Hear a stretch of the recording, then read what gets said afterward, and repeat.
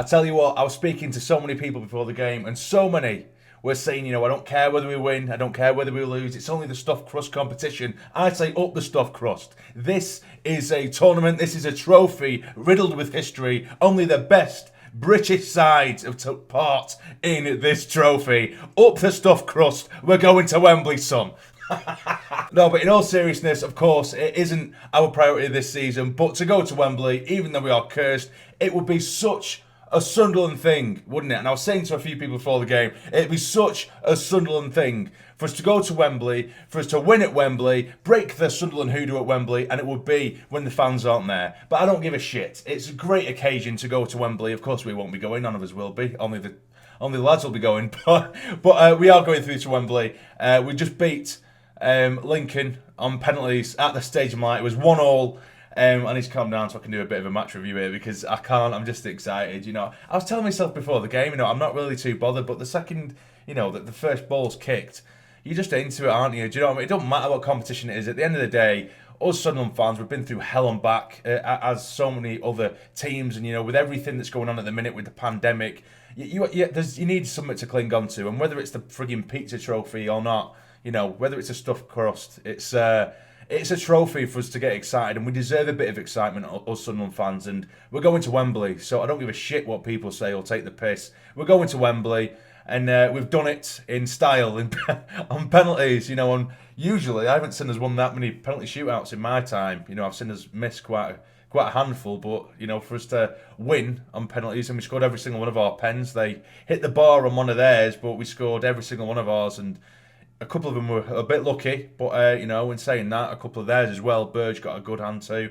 but they went in. But anyway, I'm going right to the end of it here, aren't I? This is a match review. So, our starting 11, and I was quite annoyed. I'm not going to lie to you. I was quite annoyed when I did see the starting 11, because, of course, Dion Sanderson, he's cup tied, so he couldn't play. Willis, of course, long-term injury. Oliver Younger, he's still injured. Flanagan's still injured. So I'm thinking, who the hell's going to play at centre-back? My first guess would have been, I think the most logical one to go for would have been Bailey Wright and McLaughlin in the middle, because McLaughlin's had plenty of experience there. Stick Power out at right back, and then McFadzean at left back. But no, it wasn't that. He stuck Luke O'Nien, who added another position to his long list of positions now, to his tally short of positions. So O'Nien started alongside Bailey Wright, Power right back, left back McFadzean as well. So we only had one centre back, or one, well, I think 50% of the back four were actually defenders, the other 50% were midfielders.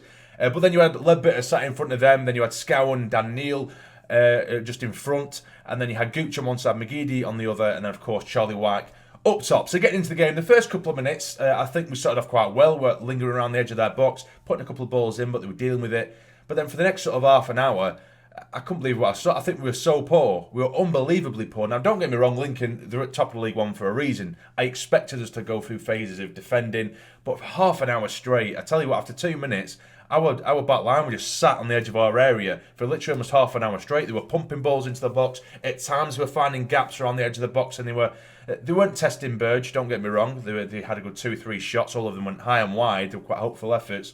But we were letting them in, and we weren't showing anything. It was only towards the sort of last 10 minutes of the first half we started to show signs of wanting to get back into this game, even though it was still only 0-0. McGeady had a shot from distance that tested the keeper, but at half-time goes in 0-0. And like I say, it was disappointing, because we just sort of sat back, we accepted it, we just almost allowed Lincoln to play their game without putting any force on them. Dan Neil and Scowen, I didn't think they pushed us forward enough. Dan Neil, I'm a big fan of, and I was really happy to see him start, but I think his inexperience shown at times. There was a couple of times where, usually when we have seen him in the past, the sort of bit piece we have seen him, when there's grass in front of him to run into, he generally runs into it. But tonight, he seemed to just, as soon as he got the ball, he'd look for Ledbetter, like, where's Grant? He needs to save me here. And he'd turn back and give it straight back to Grant and play the easy ball. And then 1 or 2 times he did go forward, he'd almost forget that he had the ball. And it'd be caught in 2 minds whether to pass it or run at him, and he'd lose it very easily. And then when I say inexperience, I mean because he'd lose the ball, then immediately foul the player when it was really unnecessary. So it was a very, very frustrating first half. Second half, when we came out, of course, like I say, at the back end of the first, we improved marginally. But second half starts, Bailey Wright comes off and McLaughlin comes on. So at this point, we don't have any centre-backs on the pitch. We have McLaughlin and O'Nien at centre-back, and I thought, nah, this is it. They're going to do us here. And it looked like that was going to be the case, because immediately they broke forward, took it past McLaughlin, 1-1 the keeper, but sort of bearing down on the left-hand side. So it's a bit of a tight angle. Burge makes a half-decent save, and we managed to clear it away. But they're piling on the pressure. We're offering very, very little. And then eventually they get down the left-hand side, pull it back to their centre forward. He strikes it hard and low. It's a good save from Burge, but Burge has got this issue with, he's got, it's like his wrists are made of paper. He has no strength behind his parries, the shots, and he's parried it really softly and easily straight into the path of the Lincoln attacker, who's buried it into what is basically an open net. 1-0. And at this point, I thought, it's just hasn't been our day. McGeady didn't seem brilliant. And Gooch as well. Gooch was a little bit like Dhannoo in the sense that he kept losing the ball and not giving the obvious pass. And then when he'd lose it, he'd get frustrated like a little brat, like he can be at times, and just give away fouls. McGeady, he kept trying to, he cut inside from left to right as he usually does, but then he'd try and sort of drill it hard and low across the pitch, and it was always going straight to a Lincoln player. But in saying that, we had to leave McGeady on the pitch because he was the only one who was dragging us up it and actually shooting, whereas no one else was. So as soon as they did score, there was a bit of controversy to their goal, by the way, because in the build-up to their goal, it was what had happened. There was basically a throw-in that was awarded to Lincoln that was clearly a Sunderland throw-in, just before the goal as well. Of course, they had to do a lot more after they took the throw, but Lee Johnson was absolutely screaming at the ref and the fourth official because I think it was 09. He bundled a Lincoln player onto the ball. He in turn bundled the ball out of play. It was easily and obviously a Sunderland throw. They've given it to Lincoln. Lincoln took the throw, switched the play, cut inside, and at least to the goal. But either way, yes. So I was thinking, how are we going to react to this? And my God, we dominated. The second they made it 1-0, we dominated. And don't get me wrong, Lincoln was still defending very, very well. But McGeady, he just turned into a menace again, constantly cutting in from left to right, or sometimes he'd pick it up from the middle. He'd come from right to left. He was all over the shot, shooting from all kinds of angles. Neil come off and scounded in the end, and Maguire and Diamond come on, give that little bit of pace. And Diamond, he was really getting at them. O'Brien come on towards the latter stages as well.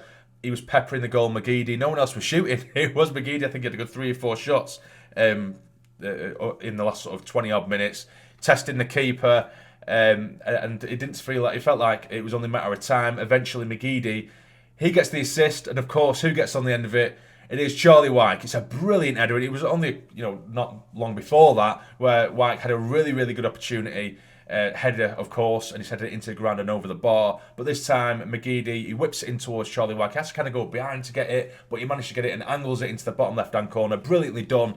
1-1, and we didn't stop there. We kept pushing and kept pushing. Unfortunately, it didn't come. But it goes to penalties, and I'm thinking it's not our night, is it? Lincoln have won 3 penalty shootouts to get to this point in this competition. But no, we score every single penalty. Power scores a beauty. 09 just squeezes it under the keeper as well. Who else scored now? Maguire, again, that was a really close one.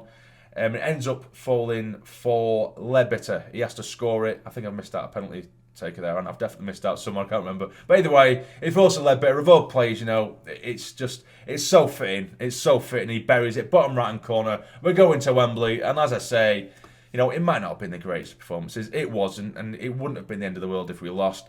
But we need a bit of positivity in the world of Sunderland anyway. And we're going through to Wembley, even if it is, just watching it through a screen, it's always nice to watch the lads at Wembley. If we win anyway, that'd be great. We're taking on Tranmere in the final now, which isn't going to be easy. I saw so many people across social media straight away saying, "Oh, we've got Tranmere. We basically won it now. Hand us the tournament. Hand us the trophy now. Hand us the pizza now."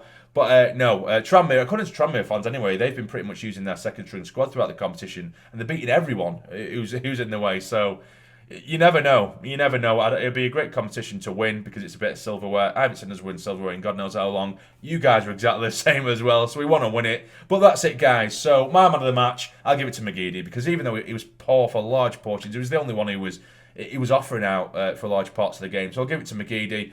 But yes, we're going to Wembley. Let me know down below what you thought of the game and how you're feeling, Sunderland fans. Are you taking this seriously? Do you care? Do you not care? Let me know in the comments down below. But if you have enjoyed this video, please hit the like button for me. It'd be massively, massively appreciated. And subscribe to the channel if you're not already to become a fully fledged member of the Sarny Army. But for now, you take care and stay jamming.